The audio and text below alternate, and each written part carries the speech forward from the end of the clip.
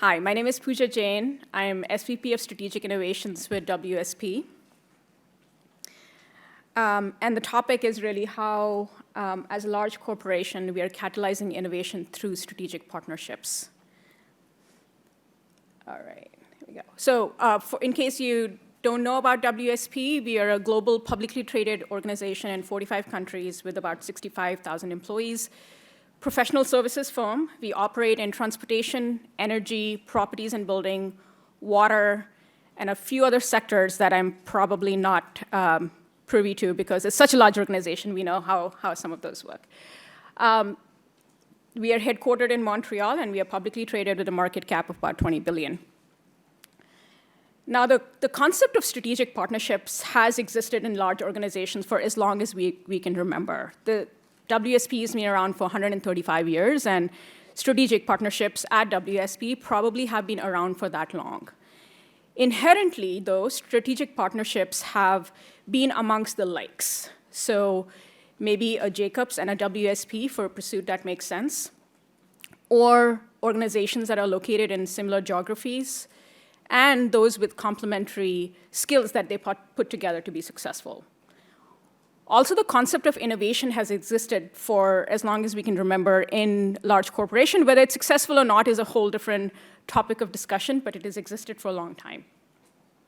So what's unique about catalyzing this innovation with strategic partnerships in the framework that we're talking about? Well, one of the things that has really changed in the last 5 years or less is now we know the built environment is considered one of the largest asset class, and also the one that produces the largest climate footprint.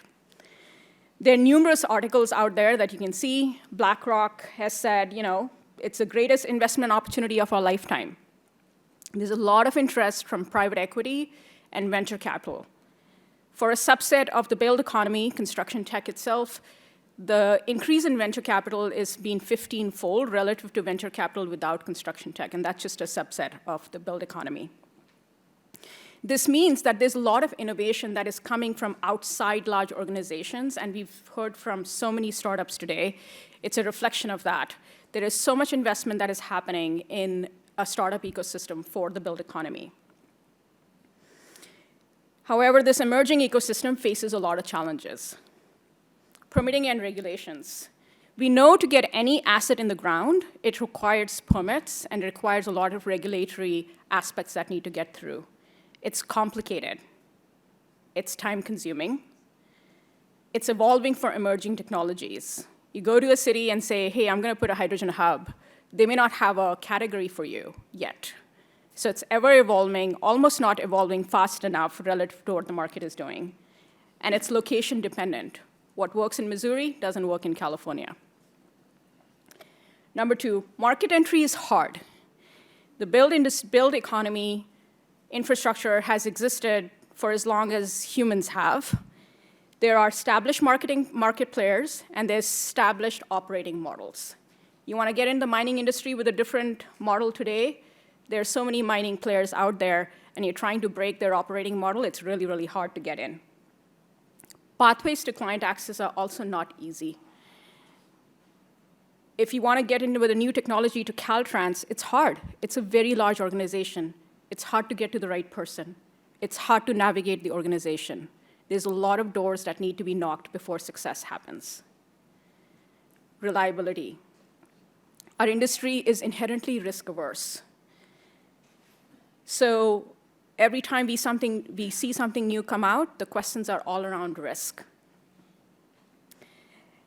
And then brand recognition. That plays a factor as well.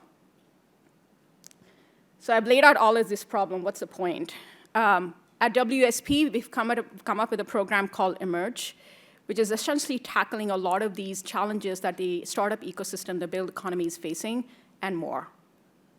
So I'll spend a little bit of time about how large corporations like WSP can be catalysts in innovation and help solve for some of these challenges.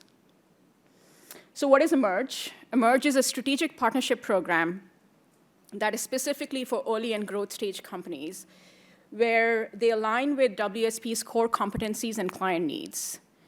The reason I say core competencies is because we want to be in a position to help. And we can only do that if we know something about the startups and the area of work. And client needs, because this program is specifically designed in a way that the buck doesn't stop with us for the startup. It really is meant to be a force multiplier with engagement with us.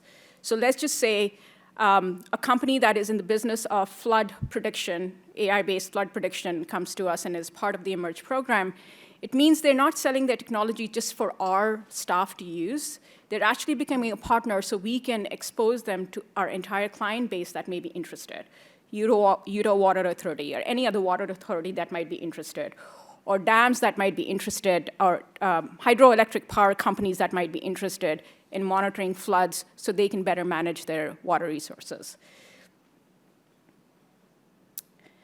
And how are our partners really benefiting? Number one, we do not take any equity. So there is no loss of equity. This is a very intentional decision that we have made. We are a professional services firm, which means our clients are trusting us to give them the best advice. Taking equity, to some extent, leads to that notion that perhaps we are biased in pushing a certain technology versus the other. So this is an intentional decision we've taken, at least for now, right now, even though we are discussing corporate venture model at the company. But for now, that is a decision we've made. Number two, we help de-risk. We are giving strategic and tactical feedback that comes from subject matter experts. Every firm that comes with us in the Emerge program receives their business line champion, who is both an expert in that field, plus has a strong connection to the client base. Growth. These partnerships are really informed by client needs. If we don't see a market trend, we do not enter into a partnership with a company that is not following that trend. What that means is when they come into our ecosystem, we already know clients are needing that technology, and we can really put them in front of them almost right away. Scale and credibility. For a lot of these companies, they need permitting support, they need engineering, they need construction expertise. We can put all of that behind them and give them the scale that they may not have if they were by themselves. And definitely brand recognition. All of our partners use our logo on their website, and we are happy to do that for them. This is kind of a high-level view of our process, but it's really a three-stage process.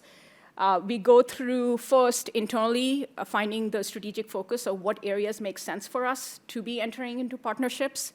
And after that, we go to the world to say, hey, we are seeking startups at an earlier growth stage. We have certain prerequisites, of course, that we make them available, and really ask them to submit a very typical investor deck to us. In the selection process, the key is, number one, alignment with strategic focus for what appears growth to WSP and our clients. There's a clear need in the market. And number three, which probably is the most important one, if we can't find an internal champion who's going to foster that relationship is not a good relationship. So we want to make sure internally we have somebody senior enough who can spend the time with them, and usually we ask for about 2 hours a week commitment from that individual to actually be spending time making connection. They are the funnel of how that company is going to be successful with WSP and our clients. After we go through that early kind of screening process, which is very, very quick, we enter into a 3-month pilot phase. This is where we do a deep technology dive. We want to make sure the technology is doing what it says it does. We want to know the team is willing to accept feedback. We also want to make sure that the market exists for it. And so by the end of 3 months, we want to be confident about the technology. We want to be confident that we want to put a name behind it. And number two, that we are confident the clients will want that technology. Once all that is done, that's when we get into the deploy and scale phase. We've executed 4 cohorts.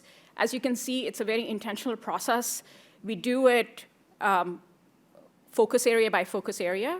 4 cohorts that we've completed so far are in climate resiliency, sustainability, water, and then earth and environment. Interestingly enough, our global legal team came to us and said, can you find us some startups that can help us with privacy and legal document control, because we're really struggling with that. So we had that as well. So that's more of an internal operational efficiency for a legal, but that has been actually quite helpful. And we're going to be opening application in 3 weeks for our properties and building group with a focus on decarbonization of buildings. All right, so what do our partners look like? We have about 8 partners at the moment. The program has been around for a year. And they vary anywhere from flood prediction to hydrogen hub deployment to surgical mining, legal, site soil remediation. There's a whole variety of them. And 50% of our partners are BIPOC founders. We keep a really close eye on D&I. And so 50% of our partners are BIPOC founders, and 75% of these 6 out of 8 have a sustainability and climate lens to the companies. I'll just go over how are we able to help. Now, every partnership looks different. The need for every partner looks very different, so we tailor it, and I'm going to just talk about 2 specifically. Biotech is a on-site hydrogen production delivery company. They do small-scale hydrogen hubs, and they're looking to deploy probably about 30 of these in the country, and you can imagine with the Inflation Reduction Act, there's a lot of push in the hydrogen economy right now. The way we are helping them is by demystifying permitting for them. They deployed their first, they broke ground for their first hydrogen hub on the East Coast in Missouri. When they brought the same design for the hydrogen production unit to California, they needed to make some modification because the permitting requirements look different over here. So we are helping them demystify permitting. Growth strategy and client access. When we started discussions with Biotech, they were interested in the maritime sector, ports, helping use hydrogen fuel cells for heavy equipment that operate the yards. And we quickly found that actually transit may be a more interesting sector because transit is buying hydrogen buses today, and they need hydrogen today. So that became a more interesting and faster growth area for them. So that's kind of market insight and growth strategy we bring to the table. And then we bring them to those clients, make introductions for them. When somebody's deploying their first hydrogen hub, they're not thinking replicable design necessarily. They're trying to get the first one off the ground. So we bring that thinking to them. It's like, how can you modularize? How can you think differently in a way that you can be more efficient with your whole design process? Can you think VDC, for example? And then the last thing is, whenever you do the first project, you're still discovering your capital costs. But we have this knowledge that we build over the years, and we can help them project their capital costs a lot better. It also helps them raise their next round a lot better. Novamarin is another example that's totally different. They're in the business of surgical mining of narrow vein deposits, high-value deposits like gold, et cetera. Now, they're a relatively early stage. They're pre-Series A, and they're competing with open ground mining, open pit mining, and underground mining. They're really in the business of amplifying the impact of brownfield mining, where open pit mining already exists, but you got these shelves. If you have a visual of an open pit, it's basically a big hole with shelves on it. But there are deposits in the shelf that may be high value that you can still get out. So that's what they're trying to do, is enhance the value out of brownfield. Since they're early stage, they're still trying to get technology validation, and that's one of the things we are doing for them. Also, you can imagine mining is a function of geology. So they need geologists to be able to tell them, does this mine location make sense? So we provide that kind of insights with our geologists. Again, growth strategy. You may have a list of 3,500 sites that you could deploy the technology at, but really out of those, 10 may make sense to be the first few. And that's the kind of market insight we bring in. Also, who are the players who would actually take a risk with a new technology? Not all mining companies would. When some of our partners are raising money, they want fast-track investment due diligence, and we help with that as well. And then the last one is joint PR and comms. This we do with every one of our partners. We attend conferences together. We are on panels together. We are doing press releases together. Again, we are treating it like a true partnership. It doesn't matter the size of the company. What have we done in a year? We've looked at about 102 companies that have submitted applications to us. We've heard pitches from about 26 of them. and have 8 partners through 4 very curated cohorts. We really are embracing our role in this innovation ecosystem, not necessarily by being an investor in the form of dollars, but in the form of equity investment, and knowing that not all innovations are going to come from large organizations, and therefore we need to support the startup ecosystem. We do that in the spirit of accelerating the growth of these startups, helping them scale as fast as they can, and also in a manner that is equitable. Thank you.